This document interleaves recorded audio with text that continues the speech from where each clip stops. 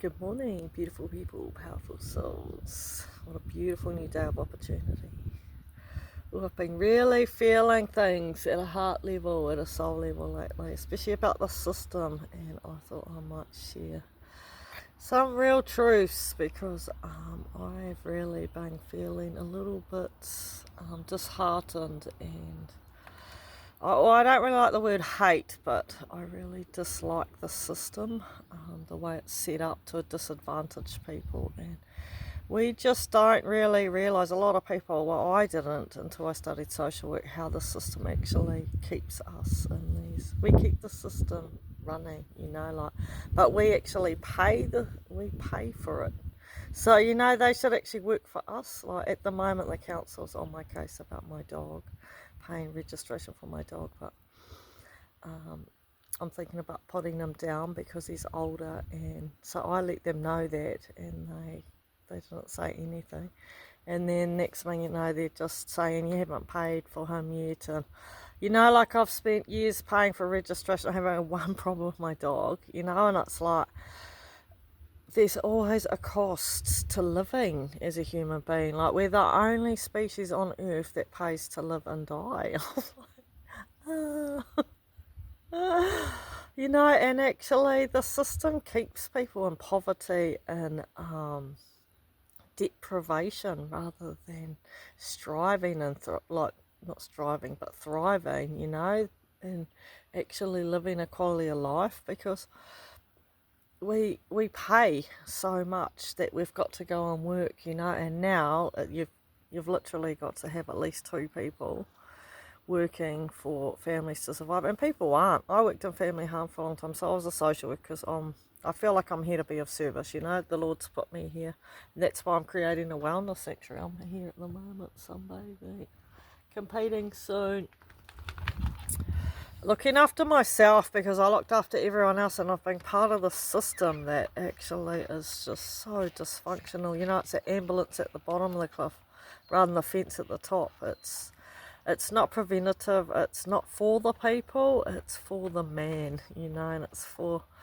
it's not for the greater good. Like, I've worked in social services and it's the most underpaid, and you just end up burnt out. We're supposed to keep working like 9 to 5, 6 days a week, and then feel okay mentally when we're working with people in crisis and like caregiving, all of those kind of fields, social services, where we care about people are really undervalued, underpaid. Nurses, understaffed, hospitals, it's terrible. There's no money put back into that. But lately I've been seeing the council, like, we had the cyclone hit here and our rates went up twice to cover the costs, and it's like, well, actually, and the thing is, they never once came to clean out our roadside guttering, so I've just been out there spraying it because I'm like, and I don't like spraying, but the thing is, when we've had really bad weather lately, and I've been flooding out because we're paying for the stuff that never actually gets done. They actually should be working for us. I feel it's just a system that is just not set up for us. It's set up to keep us disadvantaged, to keep us on the hamster wheel. And it doesn't educate us about how we can actually, like when I was in school, I got taught to sew, cook, type, like basic, like be a homemaker. I'm like, and then, because I didn't fit that norm, I didn't fit anywhere. I felt like I didn't belong. My family, the expectations on me, like I was supposed to be a good housewife, and I saw a lot of dysfunction around me, a lot of abuse, a lot of unhappy people, and I was like, why am I just going to be in a relationship, for security, when I just thought, no, actually it's not. I saw a lot of unhealthy things and unhappy people.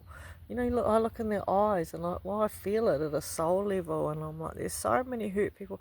There's hurt people hurting people because they don't know how to be okay here. Like, there's so much trauma, things that happen, and we're not actually educated on, how to be okay in our nervous system, emotionally, how to have healthy coping mechanisms, because everything is made for profit. Look at these food-like products. You can't buy a cattle based off your neighbour or whatever, but it's okay to be eating these chemicals that are killing us, like. And then you look at diabetes, you look at obesity at the moment. It's like, and it's just all these vaping shops and things like that. It's really oppressing us too, and that's what it is too. Alcohol to depress us, and then caffeine to stimulate us. Like we are just so in these, and then we're just in these patterns, and we're so busy to really stop, to really reflect, and actually go, is this working for me? How and we're living in fear all the time of like scarcity. Like, how are we supposed to survive? How are we supposed to support our family? It just keeps us stuck and broken and not happy, not joyfully happy, like the Lord wants us to be, in a place of love, compassion, empathy, and giving to thy neighbour. And that our vessels, we are so tapped out that people, like, how can people give from an open heart and feel okay? Because a lot of people aren't okay. A lot of people are barely surviving, let alone thriving. It's just, I just am really feeling this energy at the moment. I'm trying not to get stuck in it, because as a woman I've found it hard, like as I said, and then going against the current, against the grain of what I was meant to be doing. I even went to my auntie's funeral. My family are like, oh, she wanted you to do a settle down and that, and I'm like, oh, they just, they still want me to be the white picket fence and stuff, and I'm like, that was never my calling. And I actually think it's about listening to your inner guides. We're here for a purpose, for a reason, and I believe everything I've been through some massive trauma and that, but I'm healing, growing, and learning to know myself at the moment. I'm on a natural bodybuilding journey. As I was aging, I was like, got to stop hurting myself with food and with alcohol and things that were hindering, like, what I'm meant to be here for. Like, I'm like, is it helping me or is it hindering me? And a lot of things were not helping me, they were hurting me. And I'm like, how can I be of service and be in a good place to be a light? Like, I can give people the tools, but really, like I always say, I work alongside people, because really it's about people helping themselves. But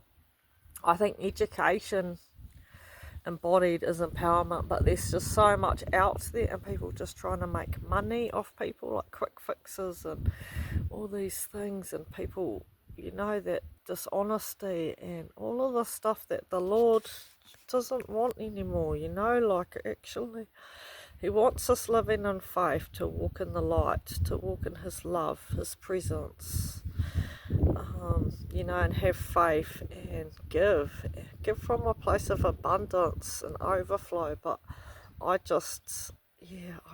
trying to create something to my own system.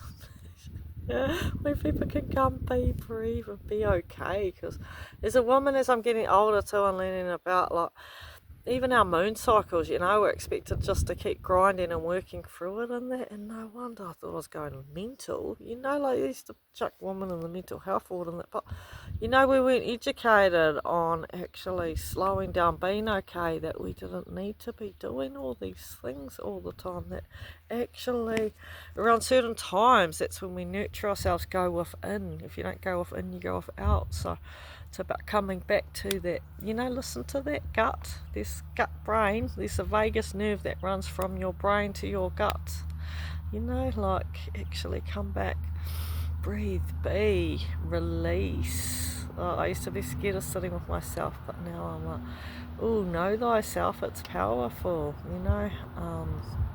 but lately I just feel the shift in energy, and I'm like, oh, I just wanted to share a little bit of truth. And while I'm kind of gone away from the system and I grow my own vegetables, I was always an urban girl. I never knew how to be okay. But then when I was a student, and when I was trying to live off $200 a week, living in a rental, and then my nephew came to live with me, and I was like, how am I supposed to survive? So I learnt to milk cows, so I started learning about farming, and then I was eating home kill and fresh vegetables and stuff, and I'm like, what have I been eating all my life? And I started feeling a total different energy, like actually good in my body. And I'm like, less bloating, less. I just was like, far out. It was a bit of an awakening for me. So now I grow my own vegetables. I've got chickens. I've got my milking cow, my house cow. But it's a lot on my own because I'm trying to get out of the familiar patterns. So I've had to release and let go of a lot of people, a lot of patterns that weren't healthy and weren't helping me. So that's kind of why I've been on this journey of, self-love. What am I putting in myself? What am I saying to myself? What am I doing? Because self-love and action, it starts with you. How can you give from a place of abundance of, when you're not loving yourself, a lot of the time people are like, oh, I want to help you and stuff like that. It's like, help yourself first. The only person that's going to come save you is the person looking back at you in the mirror. So, show up for you and look after you. Fill your cup up, and then you can give from a place of overflow.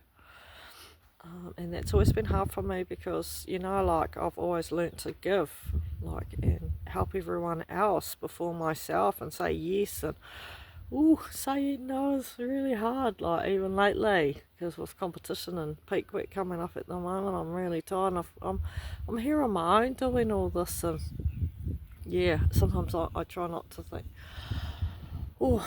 I'm not being selfish, actually. It's self-love. Look after myself. Like, no one else is going to look after me. It's like just a bit of a corridor, bit of a talk today, so I'm setting up a bit of a wellness sanctuary where it's going to be a respite where people can come breathe, just away, fully off the grid, eating organically, just reconnecting with yourself and sitting in silence and stillness and just coming together. Plus a bit of horse therapy, animals. I really love it. Nervous system regulation. I don't want it to be busy. I know a lot of retreats and things, they do a lot, but I think there's actually a lot and not doing much. So hence me stopping my funny farm. I was running around like a headless chicken trying to get everything done, and I'm like, no, breathe, Katrina, prioritise. I wrote a list, and then I'm like, okay, I've been breaking it up into small chunks every day, and I'm winning today. So I thought, no, get some sunlight, and then I'm going to go exercise my horse. Then I'm going to train, check in with my clients, and then, get a bit of rest so I can be at my best. God bless you. Enjoy this beautiful new day.